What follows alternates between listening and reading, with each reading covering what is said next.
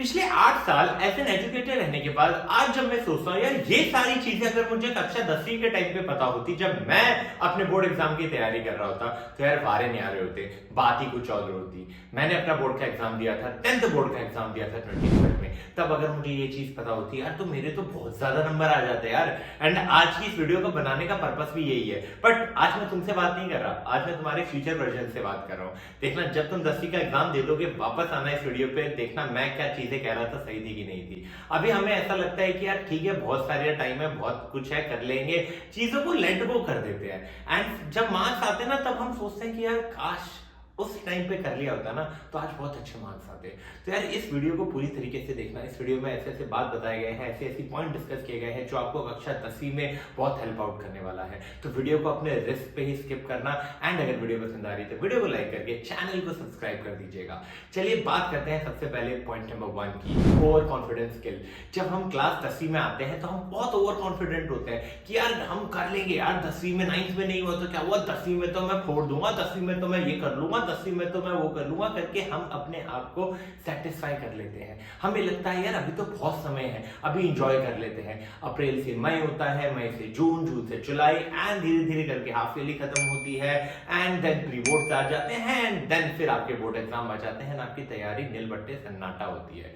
यार ये एक सबसे बड़ी दिक्कत होती है कि हम टाइम को जाने देते हैं। तो हमें सबसे पहली चीज सीखनी पड़ेगी कक्षा 10वीं की स्टार्टिंग में ही कि यार हर समय काउंट होना चाहिए। आप हर समय को काउंट कीजिए, आप उसमें इतना अपना एफर्ट्स डालिए कि जब क्लास 10 का रिजल्ट आए ना तो वो वर्थ इट लगे आपको, वो मेहनत वर्थ इट लगे, है ना। पॉइंट नंबर 2 रहने वाला है time management is a life line. यार कक्षा 10वीं में हम क्या करते हैं कि भाई 10-10 घंटे पढ़ना होगा, नहीं भाई 12-12 घंटे पढ़ना होगा। अबे राहुल को जानता है 14 घंटे पढ़ता है, नहीं भाई ऐसा नहीं होता कि तुम्हें रगड़ना है 12-12 घंटे, 14-14 घंटे। तुम्हें स्मार्ट वर्क करना है। कक्षा 10वीं is not about only hard work, it is about smart work. आपको इस तरीके से पढ़ना है ताकि ऐसा नहीं है कि मैं 12 घंटे पढ़ रहा हूं तो यार वो 12 घंटे मेरा इफेक्टिव टाइम है, नहीं, मैं 4 घंटे पढ़ूंगा, 2-2 घंटे के सेशन करूंगा, लेकिन इस तरीके से पढ़ूंगा कि जो पढ़ रहा हूं ना वो मेरी बुद्धि में घुस रहा है ना, वो मेरी मेमोरी में रिटेन हो रहा है, वो चीजें मैं भूल नहीं रहा हूं, है ना। तो इस तरीके से पढ़ना है। अपने दिन में 2 या 3 सेशन मिनिमम रखने हैं, एक 1-1.5 घंटे के, उसके बाद ब्रेक्स लेने हैं। और इस तरीके से जब तुम पढ़ रहे होते हो ना तो चीजें आसानी से भूलते नहीं हो। तो हमेशा याद रखना अभी से ही, कक्षा 10वीं की स्टार्टिंग से ही, कि कक्षा 10वीं is not about hard work, it is about smart work. क्या ये बात क्लियर हो रही है? अब चलते हैं हम हमारे पॉइंट नंबर 3। और पॉइंट नंबर 3 है यार कि एनसीईआरटी भगवत गीता।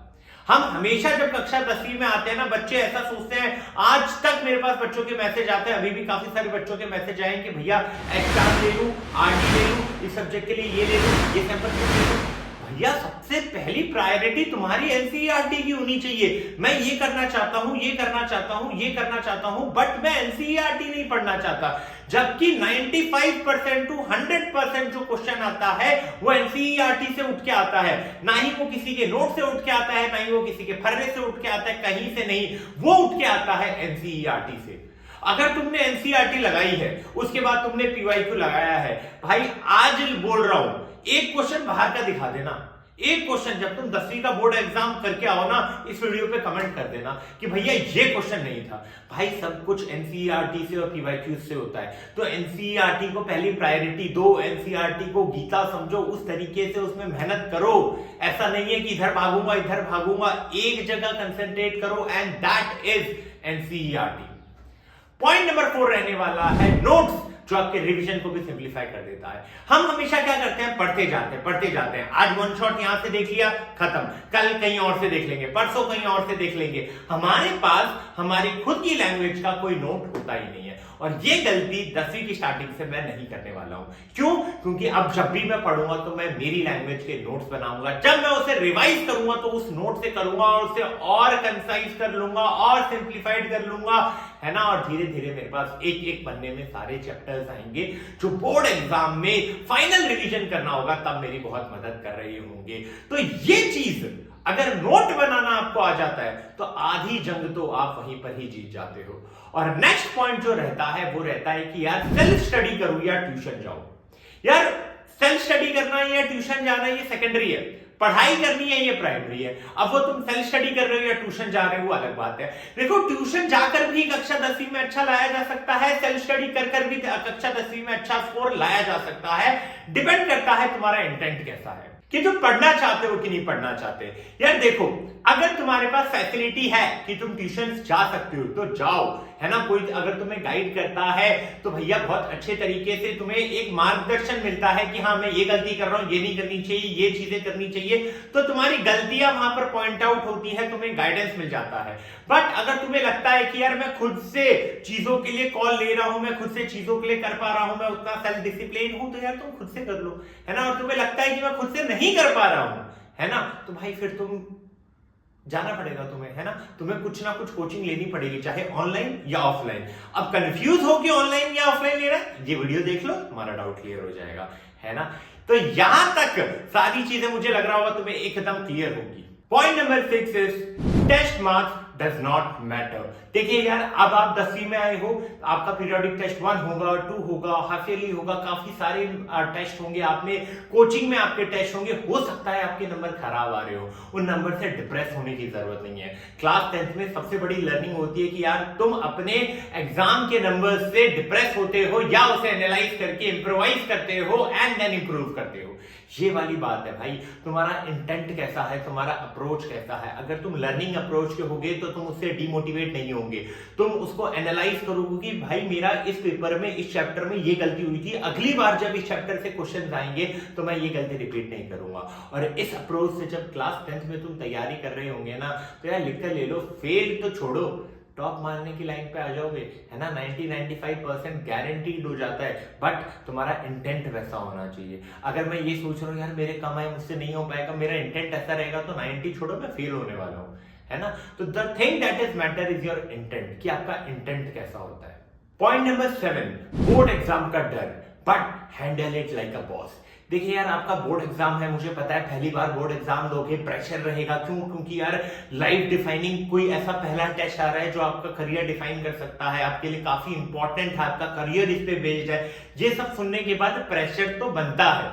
बट यार एक चीज समझो, बोर्ड एग्जाम सिलेबस फिक्स है, पैटर्न फिक्स है, बहुत ज्यादा प्रिडिक्टेबल हो जाता है, तो डरने की क्या बात है। टाइमलाइंस बनाओ कि यार मैं ना नवंबर तक अपना सिलेबस कंप्लीट कर लूंगा या अक्टूबर तक अपना सिलेबस कंप्लीट कर लूंगा। एक टाइमलाइन हो गई तुम्हारी। देन उसके बाद मैं पीवाईक्यूज करूंगा, देन उसके बाद मैं सैंपल पेपर करूंगा। तो तुम्हें ये लग रहा होगा कि मैं जनवरी तक तो सिलेबस पूरा रिवीजन के साथ कंप्लीट कर चुका हूंगा, एंड देन उसके बाद मैं सिर्फ मॉक्स दे रहा हूंगा, प्री बोर्ड्स में मेरे अच्छे मार्क्स आ रहे होंगे। चेक, इस तरीके से तुम्हारी प्लानिंग होती है ना, तो फिर वो कॉन्फिडेंस तुम्हारा धीरे धीरे और बिल्डअप होता जाता है, क्योंकि एग्जाम्स में नंबर अच्छे आते हैं। तो किसी भी तरीके से बोर्ड एग्जाम के नाम से डरना नहीं है ना। उसको एक चैलेंज की तरह लेना है, एंड देन उस चैलेंज को ओवरकम करना है और उस फियर को कॉन्कर करना है। Point number 8 is sample papers को सॉल्व करना जल्दी स्टार्ट करो। देखिए हमें हमेशा क्या लगता है कि सैंपल पेपर मुझे जनवरी फरवरी में सॉल्व करना स्टार्ट करना है, जो कि होता है बिल्कुल गलत। आपको ये आपके माइंड में रहना चाहिए कि मुझे जल्द से जल्द मेरा सिलेबस कंप्लीट करना है एंड मैं सैंपल पेपर सॉल्व करूं। हाफ ईयरली से पहले भी आप सैंपल पेपर सॉल्व कर सकते हो, सिर्फ उतना पोर्शन जो आपके हाफ ईयरली में आ रहा है। देन फाइनल जब आपका पूरा सिलेबस फाइनली खत्म हो जाता है, देन उसके बाद आपको वापस से उस कंप्लीट सैंपल पेपर को सॉल्व करना है। तो आप जितना ज्यादा पेपर सॉल्व करेंगे उतनी ज्यादा आपकी पेपर सॉल्विंग एबिलिटी बढ़ती जाएगी, उतना ज्यादा आप कोप हो जाओगे उस सिचुएशन से कि यार सेंटर में बैठ के किस तरीके से 3 घंटे बैठ के एक अलग एनवायरनमेंट में मुझे पेपर देना है ना। तो जो नर्वसनेस होती है, एग्जाम का जो फियर होता है, वो धीरे धीरे कम होता जाएगा। तो यार जितना जल्दी सैंपल पेपर तुम सॉल्व करना स्टार्ट कर सकते हो उतना कर लो, बट उसके लिए तुम्हें पहले अपना सिलेबस कंप्लीट करना पड़ेगा। And point number 9 is mental health. इस पूरी 1 साल की जर्नी में एक चीज जो रहती है जिसे हम सब इग्नोर करते हैं, दैट इज मेंटल हेल्थ। हम इतना ज्यादा चीजों को लेकर इतना ज्यादा पॉजिटिव हो जाते हैं कि यार मेरा ये नहीं हो पा रहा, मुझसे ये नहीं हो पा रहा, मुझसे ये नहीं हो पा रहा, और हम अपने आप पर इतना हार्श हो जाते हैं कि हम अपनी जो छोटी से छोटी अचीवमेंट होता है ना, उसे कभी भी सेलिब्रेट नहीं करते हैं। देखिए हो सकता है कि आपका कोई एक सब्जेक्ट खराब होगा, हो सकता है कि आपके किसी में कम नंबर आए होंगे, बट ऐसा भी हो सकता है कि उस सब्जेक्ट में आपने कुछ ऐसी ऐसी चीज सही कर दी हो जो आपसे नहीं हो रही थी, तो उस चीज को सेलिब्रेट करो। हो सकता है कि किसी एक सब्जेक्ट में आपके अच्छे नंबर आ रहे हैं, तो उस चीज को सेलिब्रेट करो। जब आप छोटे छोटे मोमेंट्स को सेलिब्रेट करते हो ना, तभी बड़ी अचीवमेंट्स मिलती है। अगर आप हर वक्त अपने आप को नीचा दिखाओगे, हर वक्त अपने ऊपर हार्श होते जाओगे, नो वे कि आप इस बड़ी लड़ाई को जीत पाओगे।